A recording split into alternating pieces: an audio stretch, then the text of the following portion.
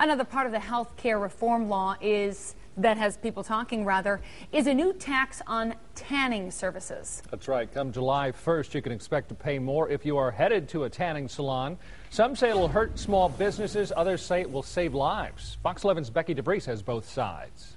It is getting to be a busy time for Pacific Tanning Company. Lots of folks in northeast Wisconsin want a sun-kissed look to get ready for that spring vacation. It's relaxing and like the effect. What is not so relaxing, a 10% tax on tanning services that will go into effect this summer.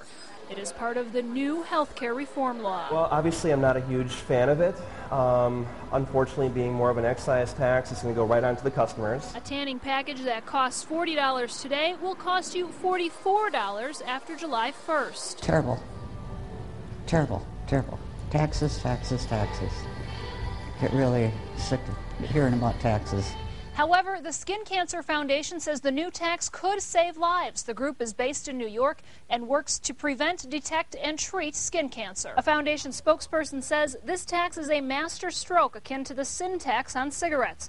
Both tanning and smoking are activities scientifically proven to cause harm to the human body. With all the current benefits that have been found about tanning and UV exposure, I find it kind of disheartening that with all this research out there, that now they're still wanting to try to hammer down and make tanning seem like it's evil when it's not. The owner of Pacific Tanning Company hopes laws meant to help every American don't burn his bottom line. It is kind of ironic that, again, it's supposed to help a small business, and now they're going to hurt one small industry that is already pretty hurt by the economy. You know, tanning's a luxury, and now we're going to take another hit with this. In Green Bay, Becky DeVries, Fox 11 News.